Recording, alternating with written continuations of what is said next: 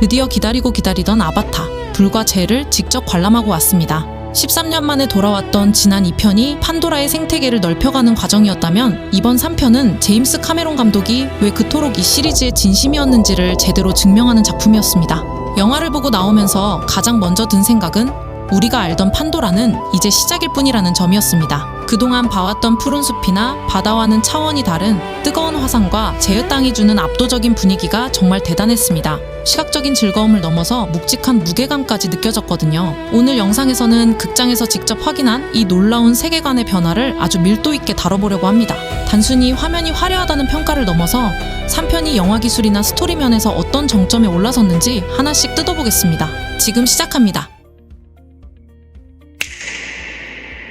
이번 작품의 비주얼 핵심은 단연 화산지대입니다. 하지만 그 이야기를 하기 전에 우리는 왜 아바타라는 시리즈에 이토록 열광하는지 잠시 짚어볼 필요가 있습니다.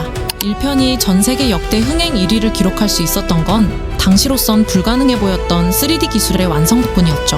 관객들은 처음으로 영화관에서 안경을 쓰고 다른 행성에 가 있는 듯한 경험을 했습니다. 이어지는 2편 물의 길 역시 전 세계적인 흥행을 기록했는데 이건 단순히 화려해서가 아니었습니다. 실제 수중 촬영을 통해 구현한 물의 질감과 그 안에서 느껴지는 가족애라는 보편적인 정서가 관객들의 마음을 움직였기 때문입니다. 자, 그렇다면 이번 3편 불과제는 어떨까요?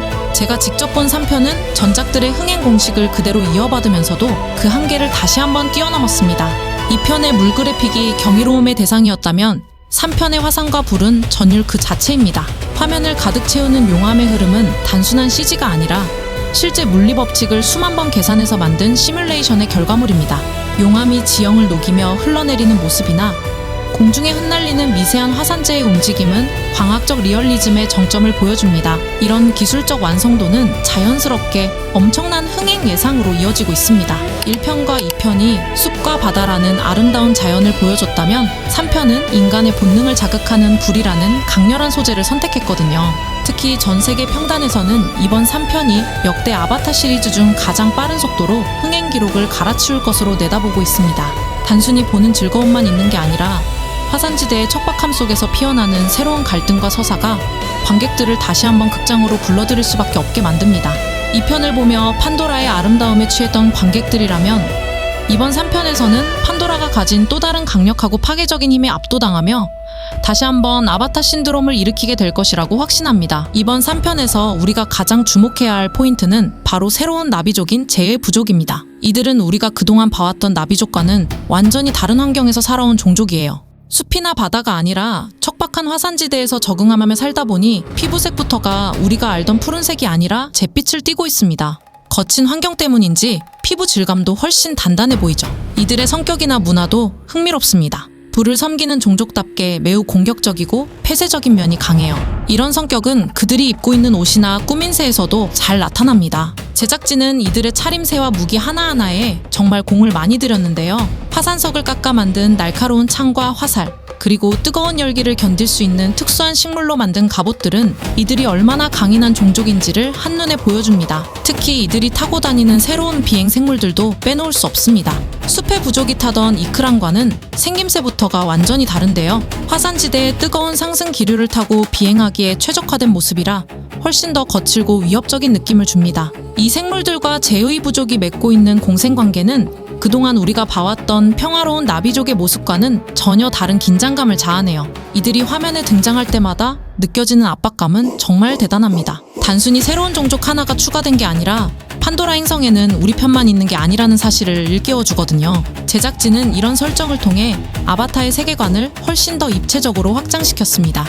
나비족이라고 해서 모두가 A와의 뜻을 평화롭게만 해석하는 건 아니라는 점, 그리고 환경에 따라 전혀 다른 가치관을 가질 수 있다는 걸 이 제의 부족이 확실히 보여줍니다. 결국 이들의 등장은 제이크 설리 가족에게는 새로운 위협이 되겠지만 영화를 보는 우리에게는 판도라의 또 다른 이면을 엿볼 수 있는 최고의 관전 포인트가 될 수밖에 없습니다. 자, 지금까지 우리가 본 제의 부족이 판도라 행성 자체의 자연적인 위협이었다면 이제부터 확인해볼 진짜 무서운 건 바로 인간의 지능과 나비족의 신체 능력을 모두 갖춘 괴물의 등장입니다. 여러분도 예상하셨겠지만 죽음의 문턱에서 돌아와 집요하게 설리 가족을 쫓는 그 이름, 바로 쿼리치 대령입니다. 이번 3편에서 쿼리치 대령은 우리가 알던 단순한 군인의 모습을 완전히 벗어던졌습니다. 이 편물의 길이 나비족의 몸에 익숙해지는 적응기였다면 I'll give you guns.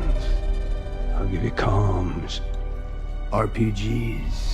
이번 3편에서는 그 몸을 120% 이상 활용하는 전술의 고수로 거듭났거든요. 여기서 가장 소름 돋는 점은 그가 바로 재의 부족과 손을 잡았다는 사실입니다. 나비족의 생리를 누구보다 잘 아는 그가 나비족 중에서도 가장 호전적인 재의 부족을 선동해서 제이크 설리를 공격하게 만듭니다. 이건 단순한 전쟁이 아니라 판도라의 질서를 안에서부터 무너뜨리는 고도의 심리전이자 내전이나 다름없습니다. 그는 이제 단순히 부수고 파괴하는 무식한 방식을 쓰지 않아요. 나비족이 신성시하는 A와의 질서를 역이용하고 화산지대의 지형지물을 활용해서 제이크 가족이 가장 소중하게 생각하는 것들을 하나씩 무너뜨립니다. 전작에서 보여준 무력이 거친 태풍 같았다면 3편의 커리치는 보이지 않는 곳에서 서서히 타오르는 들불처럼 훨씬 더 영리하고 치밀하게 진화했습니다. 제작진은 커리치라는 빌런을 통해 인간의 아기가 나비족의 힘을 입었을 때 얼마나 파괴적일 수 있는지를 아주 적나라하게 보여주는데요.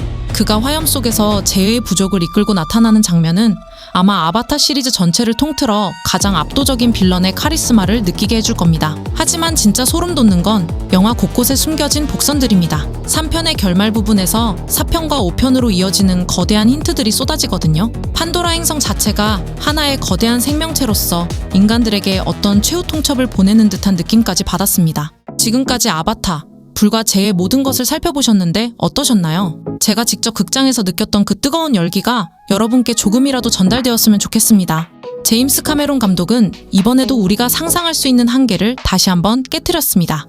단순히 화려한 볼거리를 넘어서 우리가 자연을 대하는 태도와 가족의 의미를 다시 생각하게 만드는 힘이 있는 영화였어요. 3편은 아바타 시리즈 전체에서 가장 뜨겁고 격정적인 허리 역할을 완벽하게 수행해냈습니다. 여러분, 이 영화는 꼭 가장 큰 화면과 최고의 사운드를 갖춘 극장에서 관람하시길 강력하게 추천합니다. 제가 느꼈던 그 전율을 여러분도 똑같이 느끼실 거라고 확신합니다. 오늘 제가 준비한 분석 영상은 여기까지입니다. 영상이 흥미로우셨다면 구독과 좋아요, 알림 설정까지 꼭 부탁드릴게요. 여러분은 3편에서 어떤 장면이 가장 기대되시나요? 댓글로 자유롭게 의견 남겨주세요. 하나하나 읽어보며 소통하겠습니다. 시청해주셔서 감사합니다.